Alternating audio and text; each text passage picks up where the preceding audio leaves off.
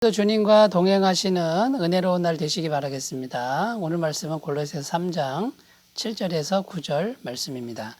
너희도 전에 그 가운데 살 때에는 그 가운데서 행하였으나 이제는 너희가 이 모든 것을 벗어버리라. 곧 분함과 노여움과 악의와 비방과 너희 입에 부끄러운 말이라. 너희가 서로 거짓말을 하지 말라. 옛사람과 그 행위를 벗어버리고. 아멘.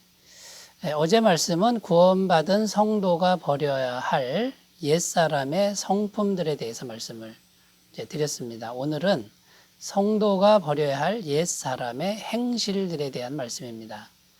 그러니까 어제 말씀은 마음에 대한 말씀이고 오늘은 외적인 행실에 대한 말씀인 것이죠.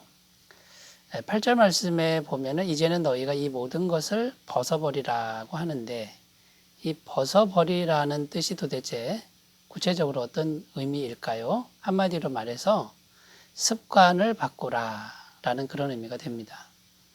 그러니까 외적으로 우리가 어떤 행동을 하는 거죠. 행실을 하는데 그게 습관이 되게 하라는 겁니다.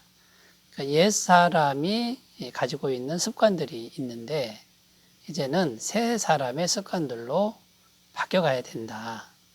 이것도 결코 쉬운 건 아니겠죠.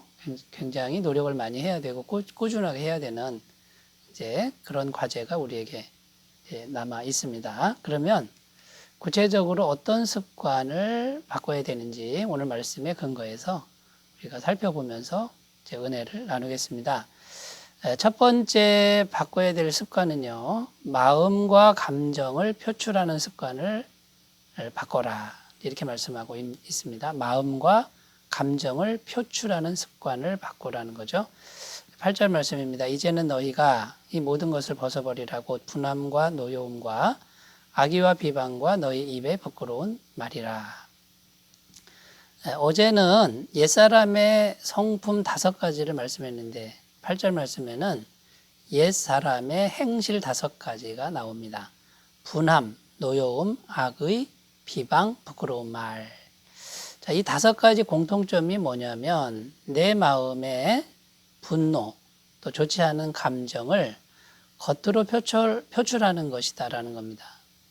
그러니까 겉으로 행동을 하는데 속에 있는 분노와 안 좋은 감정을 겉으로 표출하는 방식이 옛날에는 옛사람은 분함, 노여움, 악의, 비방, 말 이런 걸로 표출을 했는데 굉장히 공격적이고 폭력적으로 표출하는 것을 지금 의미하고 있는 것이죠.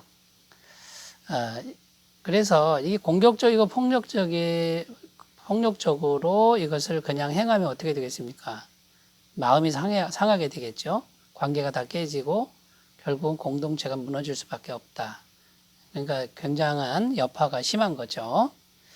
자, 이렇게 옛날에는 마음이 시키는 대로 그냥 여과 없이 했다 그러면 이제는 바꿔라 그거죠. 습관을 바꾸라라는 것이죠. 구체적으로 어떻게 하라는 걸까요? 첫 번째는 일단 마음에 있는 게 나오는 것이니까 마음을 잘 다스리는 훈련을 해야 한다.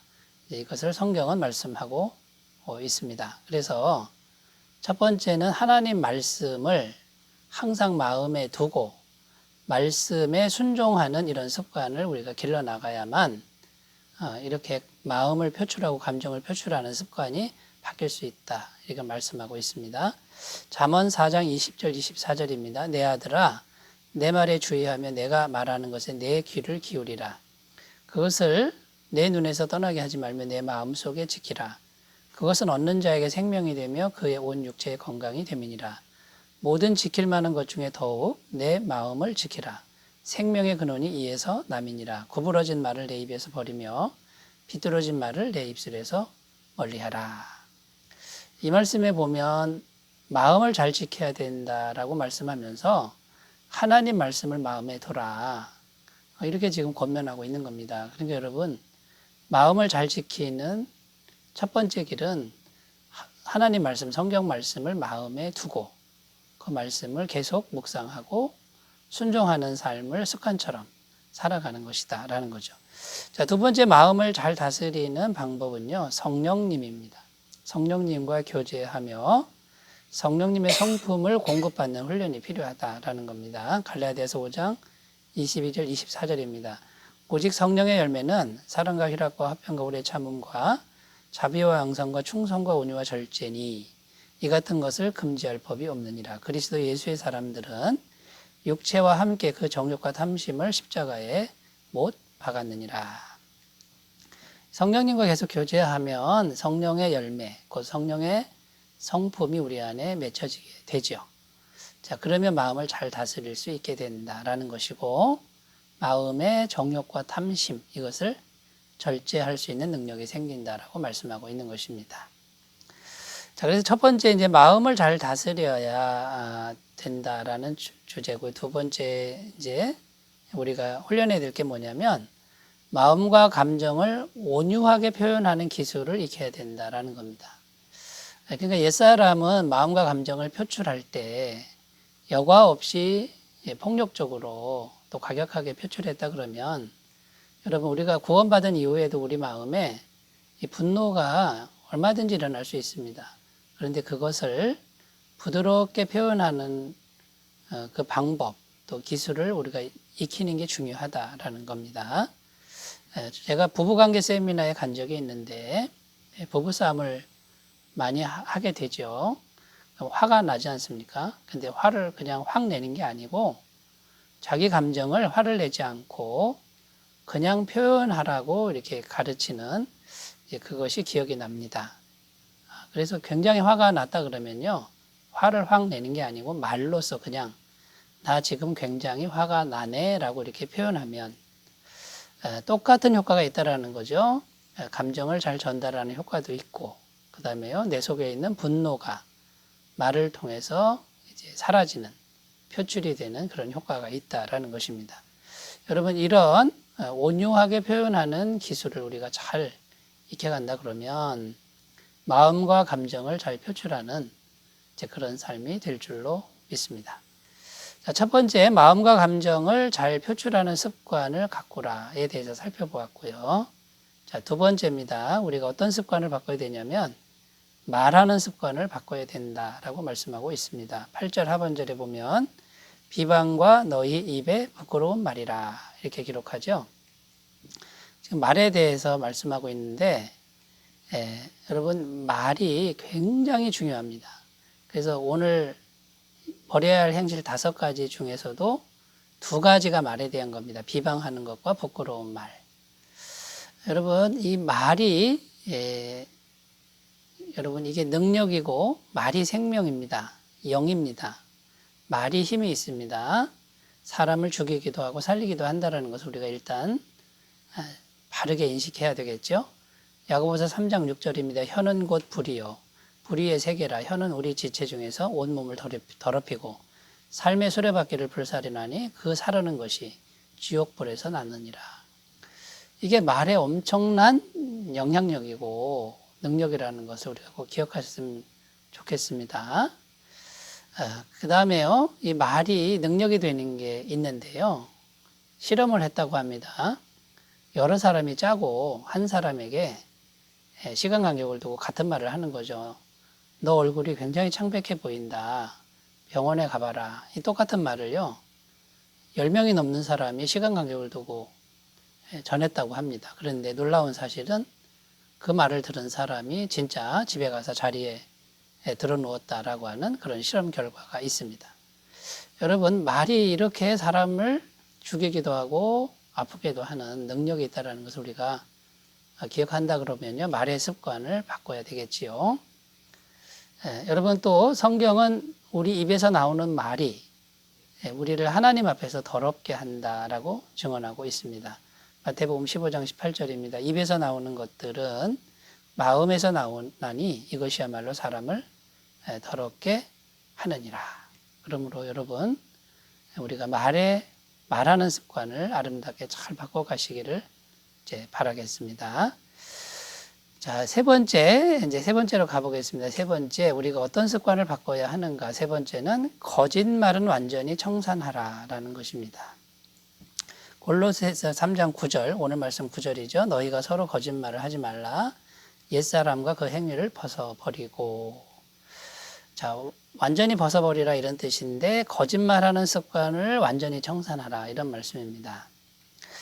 그런데 여러분 많은 사람들이 거짓말을 너무 쉽게 생각하는 경향이 있습니다.